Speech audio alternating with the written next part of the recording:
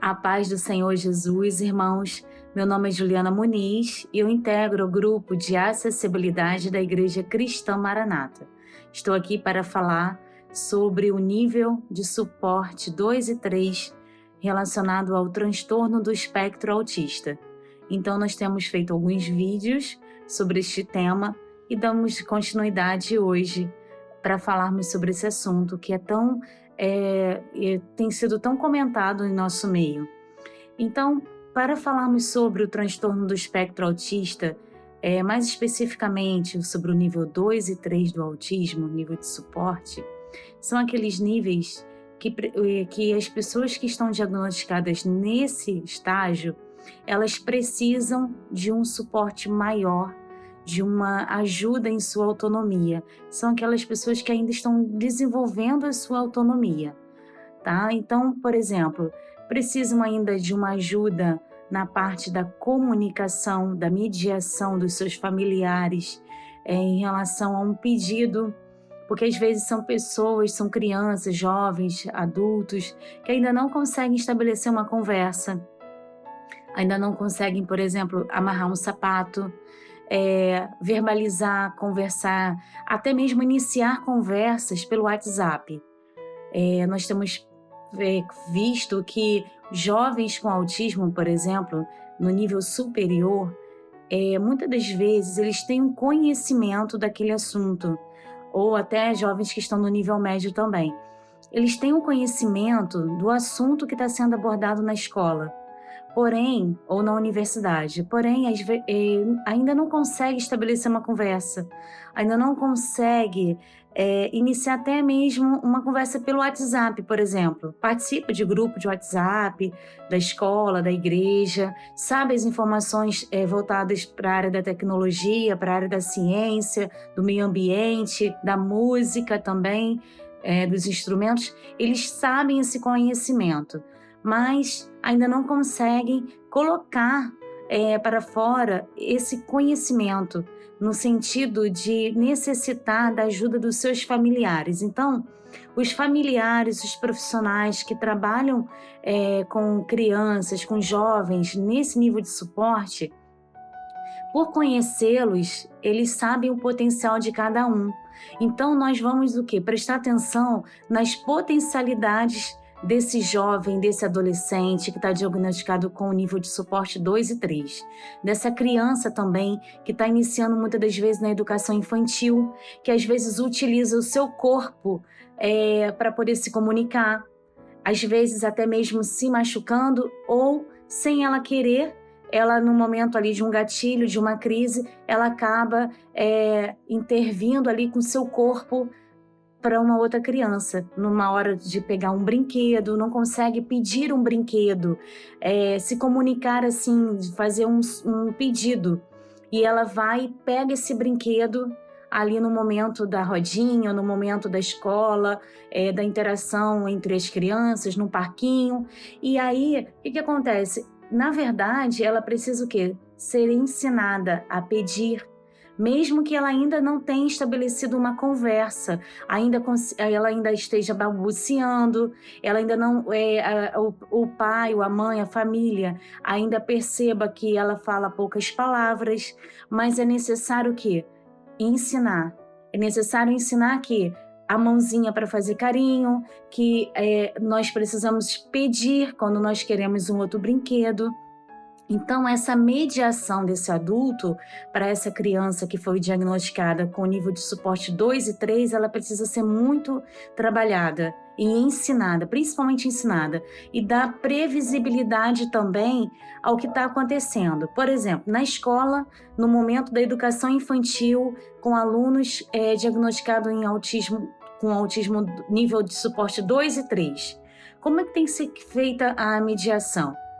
Se está no momento do parquinho, eu preciso avisar essa criança com antecedência que daqui a 5 minutos nós vamos ir ao parquinho, que daqui a tanto tempo nós vamos retornar ao parquinho. Por quê? Principalmente crianças que têm nível de suporte 2 e 3, eles não conseguem muitas das vezes entender o meio social, o meio ambiente que eles estão vivendo naquele momento. Então, às vezes, eles não conseguiram compreender que está na hora de retornar do parquinho, está na hora de guardar uma agenda, está na hora de guardar o seu material, está na hora do momento do lanche. Então, para isso, nós utilizamos também uma agenda de rotina. Em outros vídeos eu vou gravar sobre esse assunto de agenda de rotina, mas vou explicar aqui muito simples, é fácil de se fazer, principalmente quando nós usamos as fotos, as imagens dessa criança, desse jovem também, do adolescente que tem autismo, dessa pessoa que tem autismo. Então, por exemplo, lá na educação infantil, eu vou tirar fotos dessa criança brincando no parquinho, eu vou tirar fotos dessa criança no lanche, eu vou tirar foto dessa criança no momento da rodinha, nas brincadeiras, no momento da troca ali do banho, né? Não de tirar foto da criança sem roupa, não é isso que eu tô falando, mas mostrar que é o momento do banho, o momento de ir ao banheiro, o momento de beber água. Por quê? Porque essa rotina ela vai ajudar na previsibilidade. Então, é muito importante crianças, no modo geral, ter uma rotina, mas principalmente crianças que têm um diagnóstico de autismo e aquelas que estão ainda dentro do quadro do nível 2 e 3, elas precisam de uma rotina. E essa explicação ela vai facilitar muito a comunicação. E aí as pessoas vão fazer o quê? Os profissionais, a família vai imprimir e vai mostrar em foto real dela, porque ela vai ser melhor para ela se visualizar mesmo com a sua própria imagem, o momento dela ir para aquelas atividades na escola. Isso se tratando de escola, né, que é o nosso quadro também, ele aborda momentos no ambiente escolar. E se for, por exemplo, para criança uma criança que tem um adolescente que está lá no ensino fundamental, a mesma coisa. Então é necessário que explicar com antecedência se está no momento da aula da matemática, porque realmente é assim que acontece. Essa dúvida da comunicação, ela é muito bem esclarecida quando existe um mediador, uma conversa. Pode ser um amigo que ela explica, porque às vezes ele não consegue entender o contexto da conversa, o aviso que foi explicado na sala de aula, tá bom? Então, em se tratando de jovens também, na escola ou na universidade, esse mediador ou esse colega também, né? Você que estuda com um jovem que tem autismo, você que estuda numa universidade ou no nível médio, pode ajudar também, sendo ali um mediador, sendo ali aquela pessoa que vai dar previsibilidade àquele assunto, tá?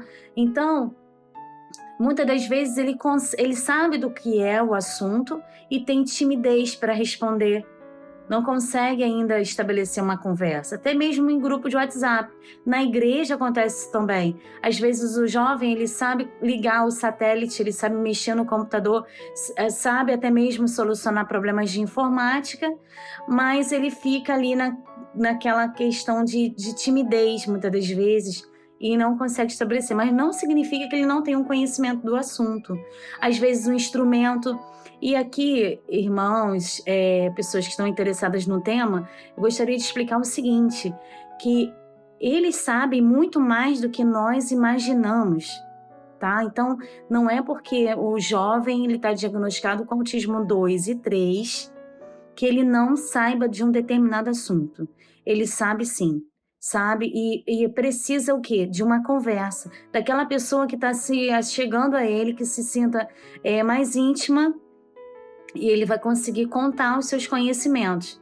Muitas das vezes vai ser a partir do interesse que ele já demonstrou ter. Às vezes é um interesse na ciência, às vezes é um interesse mesmo na matemática, com cubos mágicos, por exemplo. E aí ele já sabe já de assuntos que a gente nem consegue imaginar, tá? Então, é muito importante que possamos o quê? Prestar atenção nesses detalhes.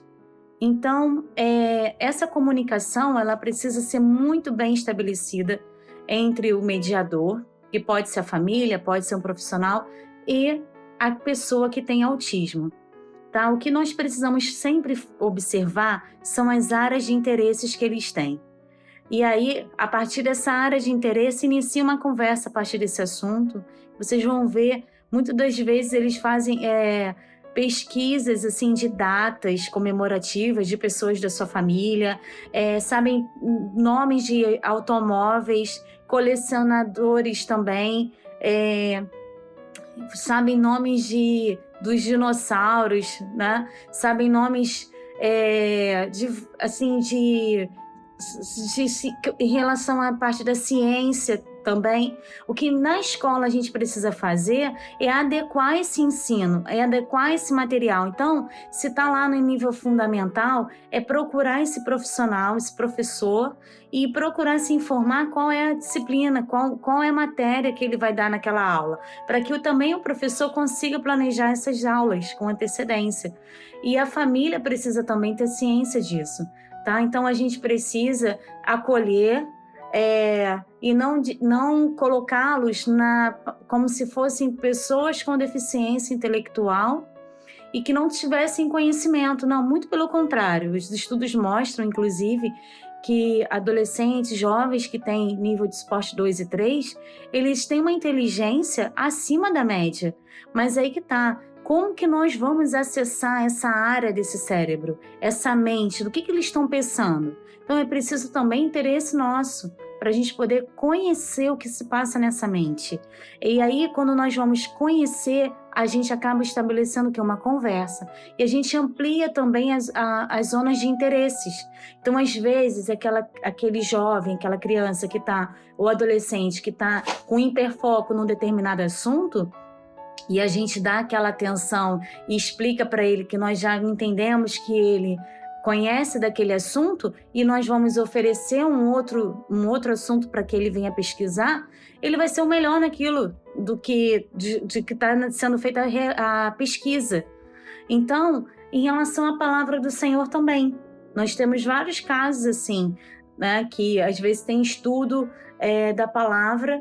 E aí é aquele jovem adolescente que é muito, muito inteligente na área da história. E por que não explorarmos esse conhecimento que eles têm?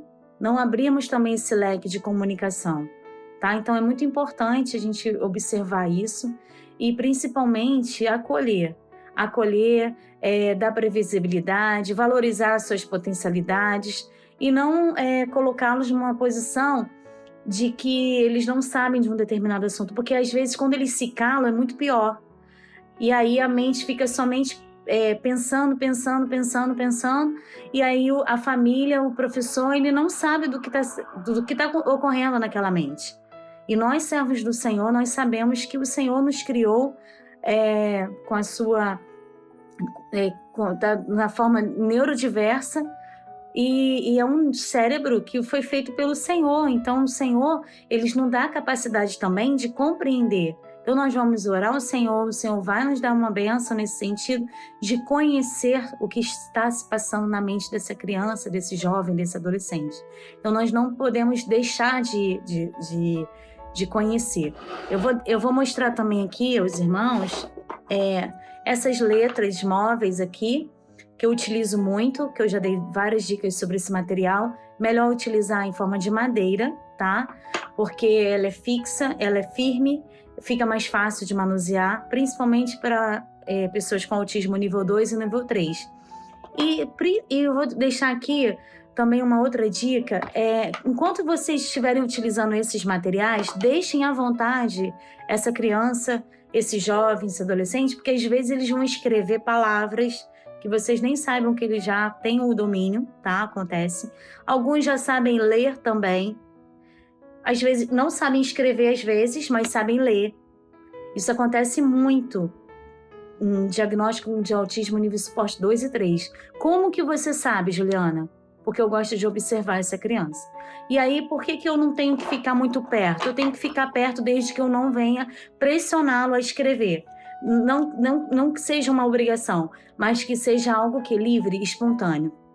Comigo já aconteceram várias vezes de eu estar oferecendo material ali com essas letras móveis e eu prestar atenção nessa criança, nesse adolescente, mas estar atenta numa outra atividade de uma outra criança e deixá-lo ali à vontade. E eu descobri que ele estava escrevendo placas de carro, ou seja, com letras e números, e aí foi um enigma que, através de uma observação em conjunto, né, com outros profissionais, foi descoberto essa parte. Eu também já vivenciei escrita de palavras em inglês, com letras móveis, crianças brasileiras.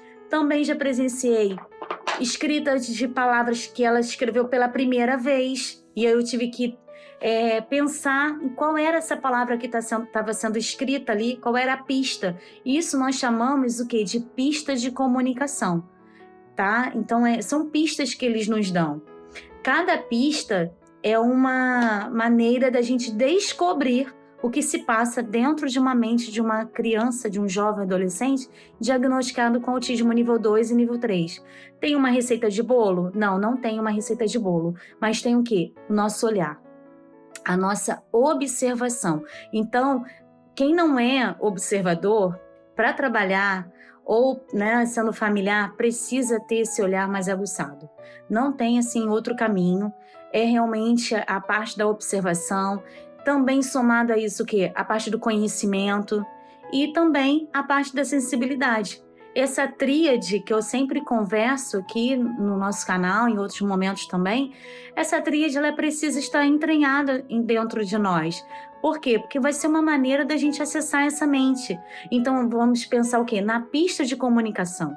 Essa pista, quais são as pistas? Para onde que ele está olhando? Ele está olhando para aquele objeto. Será que ele quer aquilo? Porque às vezes ele não consegue às vezes falar. Não consegue usar uma conversa, não consegue pedir, mas às vezes leva a sua mão até aquele ambiente. Então é muito importante observar, olhar com os olhos, através dos olhos deles, tá bom? Eu vou finalizar aqui para que o vídeo não venha ficar muito extenso, mas desde já eu agradeço a atenção. Temos recebido muitos retornos positivos sobre esses vídeos que estão sendo gravados em relação ao transtorno do espectro autista, e para nós é uma grande alegria ajudarmos nossos irmãos e os profissionais da área também, tá bom? A paz do Senhor Jesus.